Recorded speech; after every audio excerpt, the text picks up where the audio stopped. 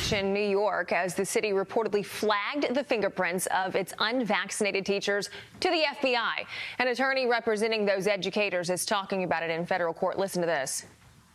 When the city puts these problem codes on employees who have been terminated because of their unconstitutional policies, not only do they have this flag in their files, but their fingerprints are sent with that flag to the FBI and the New York Criminal Justice Services. So it impacts their ongoing ability to get employment at other places. Rochelle Garcia and Michael Kane, two New York City teachers who were fired over the COVID mandate, and investigative reporter Betsy Combier join us now. All three of you, thank you for getting up with us this morning. But Rochelle, I want to go to you first. You were fired for refusing to get the COVID shot. Does this mean, because in the state of New York, it's a law for anyone who deals with children, they have to get their fingerprints taken. Does this mean that you are being flagged to the FBI? That's what it looks like. And for me, this is both outrageous and infuriating, because my first question to the government or whatever is basically, what did I do? What kind of criminal activity did I participate besides denying something that I felt that was right for me, religiously, mentally? I didn't want anything experimental in my body. So what criminal activity does that persist? I don't understand. Like, why am I being flagged? Why is my fingerprint being sent to the FBI? It's absolutely insane. I don't know if anyone understands it. Betsy, you wrote this affidavit. Tell us how you found out about what was going on. Well, I uncovered something called the monitoring unit in 2004 by talking to people, because I was an advocate for parents and teachers for many years, since the mid-90s. I said, that's kind of an ominous name. So I started looking into it, and when I foiled the data that was in the monitoring unit, which is an agency attached to HR at the DOE, no one would give me anything because they said it was all under Social Security numbers. So I said, okay. So I started asking people, well, where is this database? Who's in charge? And I found out that the DOE has right now an agency called the Office of Personnel Investigation. And what they do is they have employees of the DOE who, call themselves investigators, but they're not. So they work for OPI.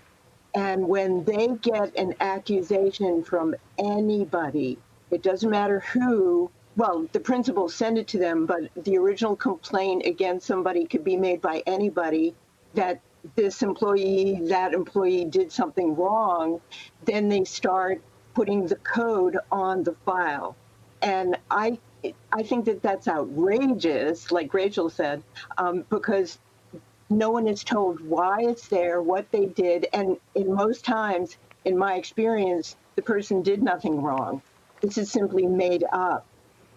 As far as the wonderful, terrific teachers who couldn't, wouldn't, or just didn't get the vaccine, on April 28th, 2022, I received an email from a UFT member, from a DOE employee named Eric Amato, and he sent an email to the general counsel of the UFT saying that every person who did not hand in a valid vaccination card was immediately put on the problem code.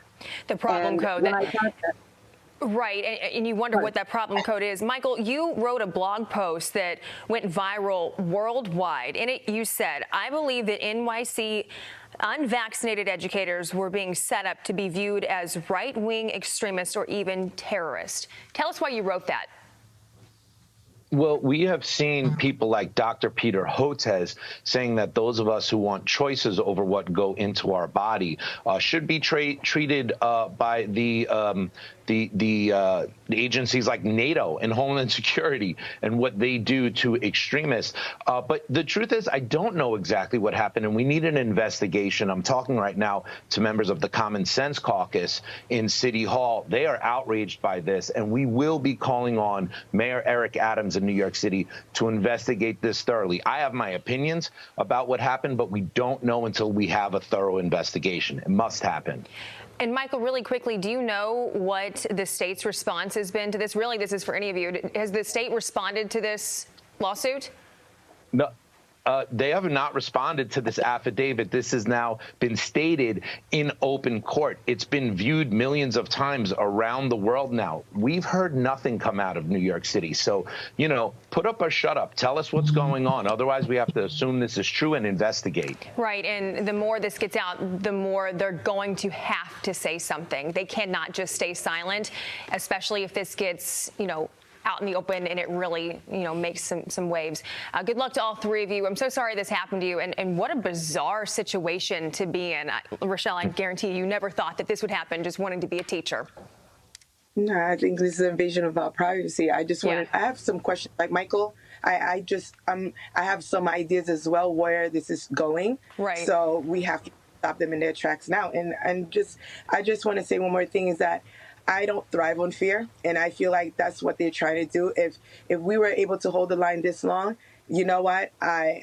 I'm not trying to be like cocky or anything like that, but let me just say, this is not what's going to put fear in my heart. It's just infuriating for sure, because you got to stand up to them. No answers. And that's what you guys are doing, all three of you. Rochelle Garcia, Michael Cain, and Betsy Combier, thank you so much for being with us this morning. Good luck to you.